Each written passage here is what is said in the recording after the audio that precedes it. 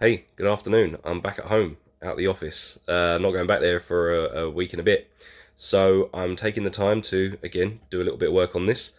Um, in my last video, I said something along the lines of, well, it's ready to play. You can string it up and you can play it, which at the time was correct. You could string it up and you could play it. Wasn't very good to play, but you could. Um, at the same time, I also said that the action was way too high. Um, Mostly because when this thing arrived, it was so poorly cut. Like the neck was clearly made by someone who never saw the body, and the body was cut just really quickly.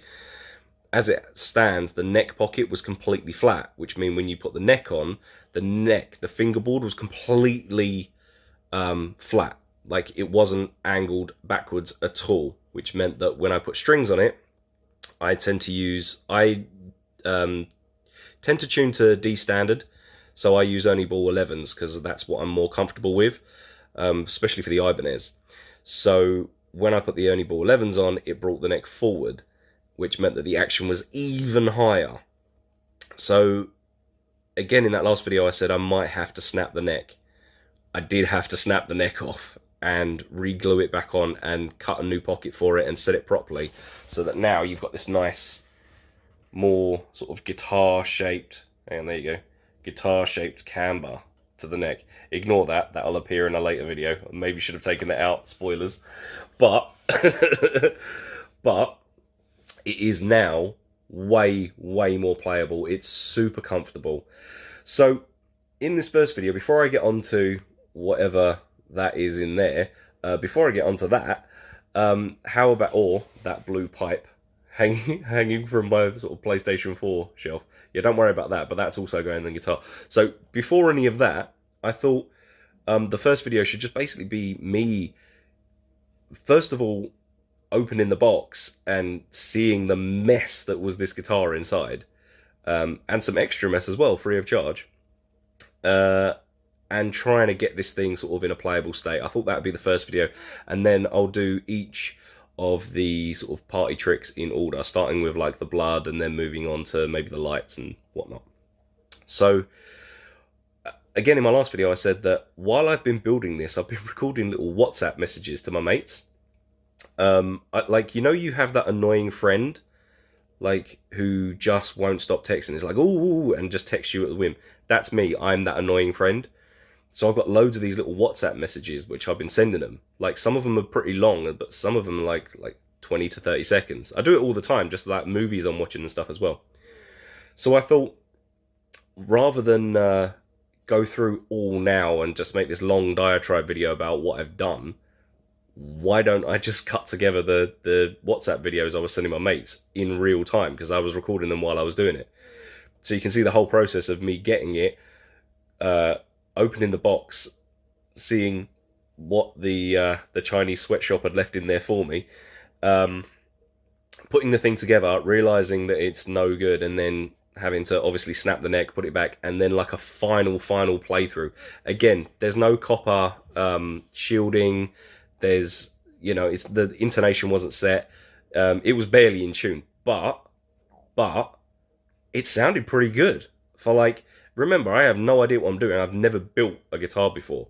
I've never known anyone that's built a guitar before. I've had no conversations with anyone that's built a guitar before, online or in real life. So I'm just winging it. I have no clue what I'm doing. And to get it to a point where I could actually hold a chord, like, I was fairly impressed. So this first video is basically from box to playable. How to build a guitar, like guitar building for beginners, what to do and what not to do. Also, wear gloves.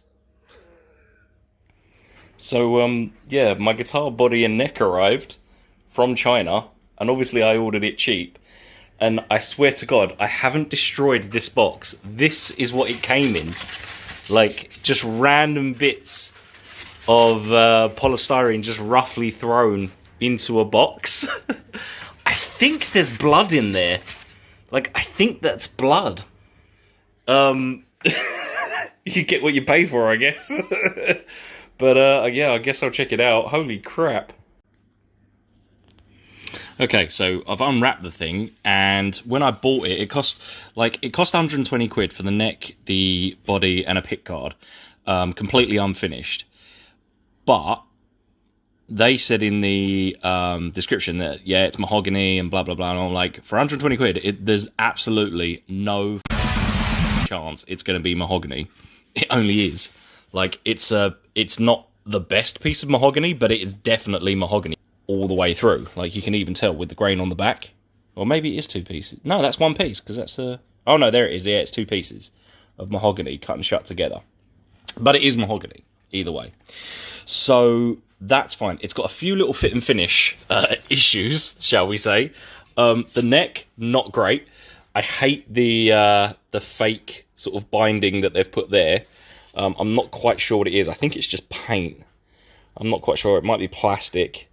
So that's going. The frets themselves are super sharp, so I've got to either remove them or file them down. And one of them is like poking up. It's not even properly in, this one here. The biggest problem I've got though, and I did read this in the review beforehand, was it even got a... Yeah, it's got a truss rod in there as well. So, I did read in the review that the neck doesn't quite sit well in the body, and the review weren't lying.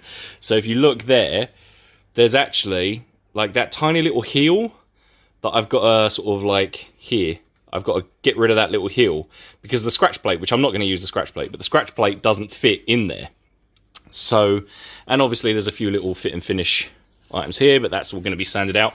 I might make a heel to go here because I'm not going to put the strap peg on there. I'm going to put the strap peg up here because that's where I prefer it. That ain't bad, and when I finish with it, it's going to look nothing like this when I'm finished with it. I'm going to absolutely rout the living hell out of this thing. But, yeah, not bad. All right. I've got it strapped up on the table. I'm trying to figure out the best position for the bridge because the distance between the bridge and the middle of the 12th fret, which I've marked on masking tape, is exactly the same length as from there to the end of the nut. So I've got to have it, like, it has to be bang on because like a millimetre either way and you're wildly out of tune, right? So what I did was I put the machine heads in and I've run 2 bits of cotton and I've just wrapped it over the bridge so I can get the exact points where I need to put the screw-ins, right? So to move the bridge, I was like, well, what if I just turn the tuning pegs, right? So I'll just turn these tuning pegs and slowly drag the bridge this way until it moves in the right position. But then, I don't know if it was a reflex or just where I'm tired. After turning it 2 times, strummed it.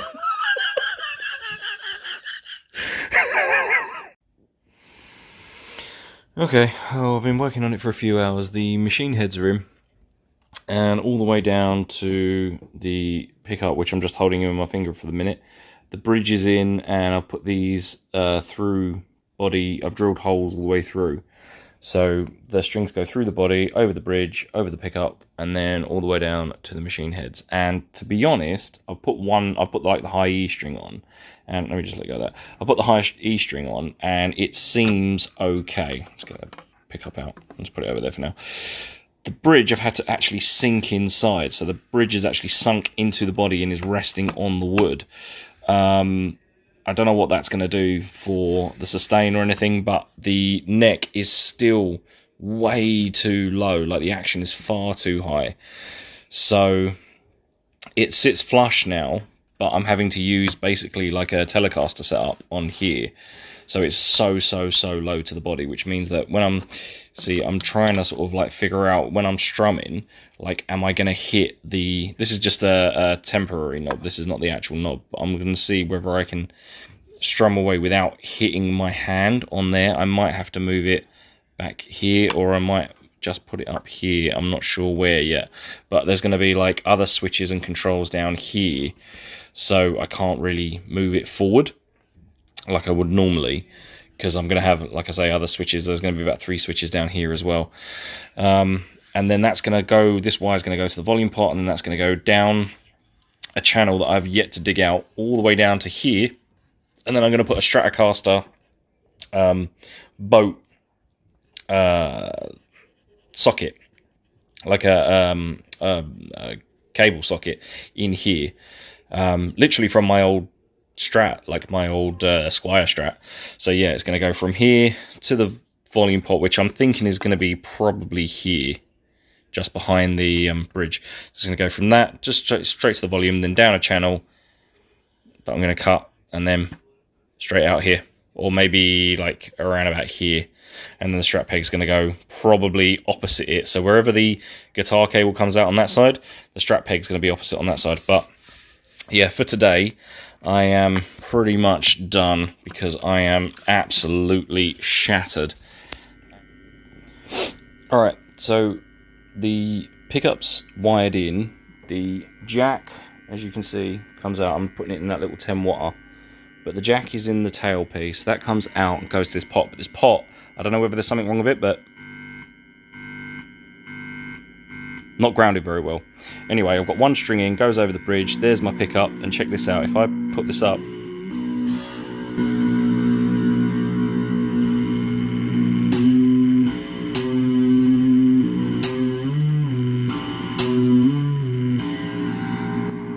so we're there.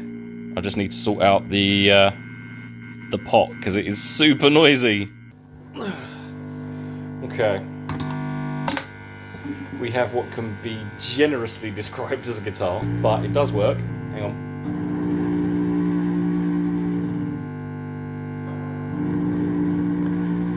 And I think if I try hard enough, look at the bridge isn't grounded, so that's what's making all the noise.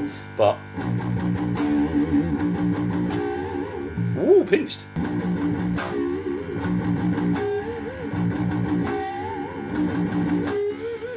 There we go. So, yeah, it could be laughably described as a guitar at the minute. It's got one string and just a volume and a Strat input jack. And the pickup's being held in by masking tape. And the action is ridiculously high. I have to sort that out. But other than that, it's kind of playable. Like, it don't sound great because there's no intonation, there's nothing done yet, but it's working. Alright, so I watch a lot of like Premier Guitar where they sort of talk about guitars, and there was this one guitar that I saw, and it was from like Soviet era Russia, like maybe, I don't know, like 50s, 60s Russia, post-war anyway. And they had this guitar, and it had the coolest feature on it, which I've never seen in any other guitar, which was it had a normal Strat peg at the neck. So mine is there now, you see it, right? So that's where the normal Strat peg was on the neck, but on the bridge end, it had a Strat peg which you could unscrew, and then when you popped it out, it had a screwdriver on it, which is like totally Russian. Like, that's such a Russian thing to do, have this like multi-functioning thing, especially in like post-war Russia.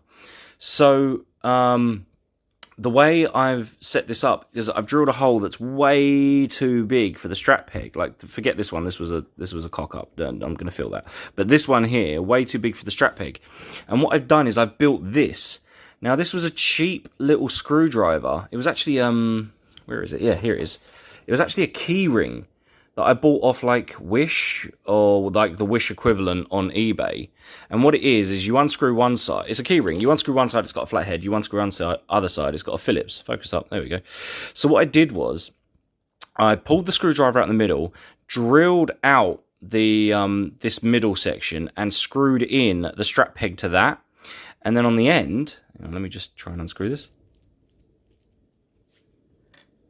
On the end, you've got this little screwdriver, which I cut off another screwdriver and just glued it in. So what I have here, I mean, it's not particularly straight, but whatever, it'll work, right? So I've got this screwdriver that I've built here, and then all I need to do now is sink this end, which is nice and tapered and everything. So sink this end into this little hole here. So what I'm going to do is get a screwdriver, and I've drilled out a hole that goes to about here. And I'm going to push this all the way down, then widen the end hole a little bit, just so when I'm, oh, there you go, when I'm done or need to change the syringe bit at the top, I can just unscrew it and pull it out. So it'd be really cool. I've got a screwdriver built in. I thought that's really cool. I don't know why that's not standard. It's such a clever idea, especially when you've got back plates and you've got scratch plates and you want to change a pickup or anything like that. Having a screwdriver built in is such a clever idea. And like that's... why isn't that standard? Like, for all I know, it could be standard. I actually went around just like twiddling the strap pegs on some of my other guitars just to see if they came off. But no, it's not a thing. Like, why? Why isn't that a thing? Anyway, so it's going to be a thing on this one. Alright, I'm chalking that up as a win. Straps on. It took me a while, but I figured out the perfect balance. Now, I know this is going to be heavier, so I needed it to be this end pointing up when it was empty, because with the Flying V, the neck tends to be way more than the body. So what I did was I made sure that the strap peg was in the right place where it would balance as it is at the minute. Screwdriver sunk in here. The screwdriver comes to about here, but it doesn't cross over the piston gully. So it actually comes to kind of where that line crosses, but it goes underneath. So that's in, and yeah, I'm counting that as a win. Right on. Alright, I think I've outdone myself on trying to save a bit of money. What I needed was tiny little white grommets. What I'm using them for is to thread the string through, and I'm going to attach them to the scratch plate over here, right? So they're going to be sunk into the scratch plate. I have got metal through body little, I forget the name, but the you can thread the string through the body. Right now it's metal and it's fine. It keeps the string in real nice, keeps the tension really good, adds sustain. But I wanted something that looked nice. I didn't want to put metal on the outside of the body, because I'm trying to keep it as white as possible. The only reason I needed it to be a grommet was that I didn't want any of the blood to go inside the guitar through the string holes and out the other side, because it'd smell bad. It would, you know, it would just, yeah, it would mold. It would generally not be nice. So what I needed was something that was a few millimeters high, round, with a hole in the middle. And the only way, and obviously white. And the only way you're going to do that is with a 3D printer, which is going to cost money, and you have to send off for it, and you have to design it, and then you have to wait for it to come back. And then I've never, ever, ever liked the way 3D printing stuff looks, where it's got like that crosshatch that you can see all the threads. I don't really like it. Can't really sand it well. And it's small as well. Like it has to be millimeters correct. But I think I outdid myself. Check it out. Look. Here are my grommets. They are all uniform. They are all the same height. They are completely round, and this is offcut of the scratch plate, so they all sit this high up. And the way I did it, again, all with hand tools, the way I did it was I went to Pan Shop and bought this bag of pony beads. I couldn't remember what these things were called. I never even knew they were called pony beads until I bought these. They're the little plastic beads that girls make bracelets out of. And you can get 160 of them. So I got 160. And then I needed to find a drill bit that was bigger than the hole in the middle, but smaller than the outside, which is about 6 millimeters. So I drilled 6 millimeter holes in this piece of this offcut. And then what I did was I got each individual bead, put a file down on the table, and each individual bead, just put my fingers on it and just rubbed it against the edge of the file until it was like a mushroom shape. But then, so like that bottom half completely gone, right? So they were all mushroom shaped, so they all fit in. If I can get it out, I ain't got any fingernails, but basically you can just pull it out and it's like a mushroom shape on the inside. Let me see if I can push it through from the other side. Hang on, I'll put you down for a sec. Pop. So there you go. So just pop one out with a file, and as you can see, it's mushroom shape. So it's a lot slimmer on the bottom, but when it's finished, it's actually a lot taller on the top than I need it to be. So let's push that back in. They will be glued on the finished product, but they actually sit quite tight. So they're a lot taller than I needed to be. So what I did was I built myself a little jig.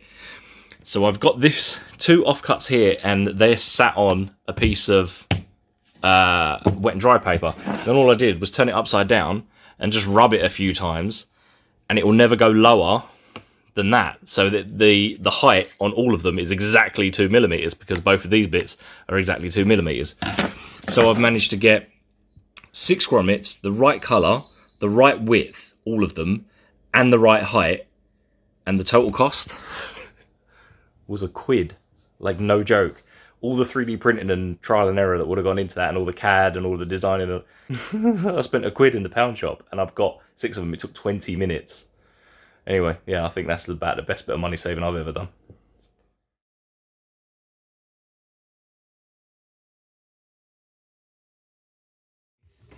Here, check it out. This is the bit that I cut off. There's the back of the neck.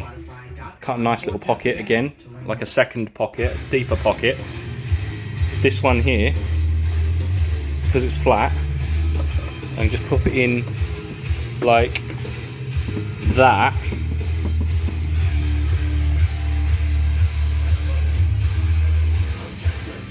Perfect. In fact, if I move that up a bit, there you go. Glue it, sand it, you'll never know. There you go. No harm, no foul, right? And the camber is more guitar shaped, so it actually goes back rather than flat or forward. So it's way more angled.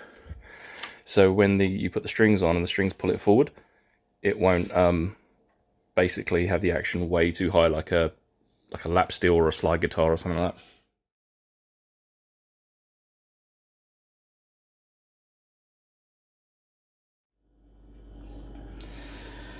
Oh, this is the first time, well, for the last hour or so, is the first time I've actually sort of strung this thing up properly and tried to play it. The action is still ridiculously high. I also made a splash guard down here for the bridge so that no blood would go under the bridge, so it doesn't have to be cleaned, it won't rust. However, the splash guard raises the bridge a little bit, so I think I'm going to need to sand that. Other than that, it's pretty much done. I've got it to sound, it's in D standard, so D, G, C, F, A, D. And without all the effects on, it kind of sounds like this. Doesn't sound too bad. The intonation's gone. Like, I haven't set up the intonation, the truss rod needs work, but the angle's better, it's way more comfortable to play, and the bridge is in the right position now, whereas before it was a little bit too far forward, whereas now it's like super comfortable. Basically, it's just like trying to set up for comfort. However, if I do put on some effects, you kind of, again, the intonation's all out, so the further you go up the neck, the more out of tune it gets, but you still.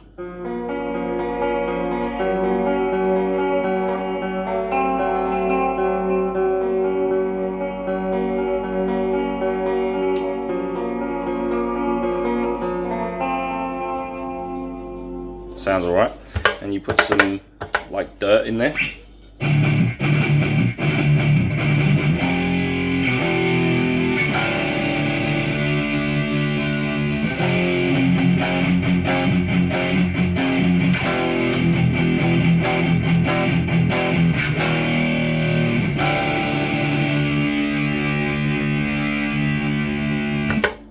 Not bad. So it plays better. I've just got to lower the bridge to get the action just a little bit too far down, a little bit further down. You can see it's like a little bit high. Like, I need to drop that like a mil, maybe 2. I'm not sure, probably 1 or 2 mil. But overly, that doesn't sound too bad.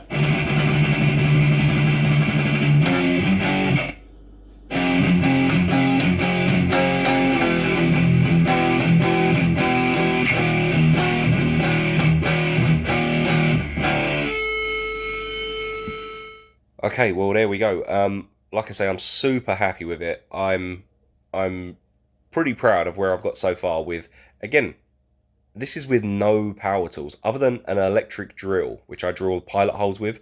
All of this is being done with one hacksaw, about 3 or 4 blades for that hacksaw, 3 chisels, a selection of files that I got from the pound shop, and some wet and dry paper. That's it. Like, I think the most expensive thing that I bought for this entire build was a clamp to hold it to the table, and that cost £6. Like, I have really not spent a lot of money on tools, if anything. So yeah, doing all of this with hand tools, and not only hand tools, but cheap hand tools. Like, I haven't hired a router or anything like that. Got no workshop. So where it is at the minute, like, the fact that it's playable is amazing, but the fact that it actually sounds okay is a great bonus. I'm already really liking this thing. It will never be, if I decide to keep it, it will never be my daily driver. Like, I love my Ibanez too much. I love that thing. It's the best guitar I've ever played. But this could be a really compelling understudy, if you know what I mean. So yeah, so that's where I am at the minute. It is now a playable. I mean, it was playable before, but anything with a string and a microphone is playable. Like a tin can and a chopstick is playable. You know what I mean? But it's not a drum kit. So it's playable, but also comfortable now. All that's left to do is the tricks, the party pieces. So what I'm going to do is, like, spend one video focusing on all of them. I think, because I have been working on it, I mean, clearly I've been working on it, but I think the next one that I will make a video on is probably the blood, because I've had the most success with that. And I'll do the same thing. I'll just do, like, essentially mate cam, like all those little videos I've been sending to my mates. I'll put those on there. But yeah, so that's where I am at a minute, and hopefully the next time you see this, it'll be covered in blood. Not mine, and not a Chinese factory worker, but blood nevertheless. Alright, cool. Peace.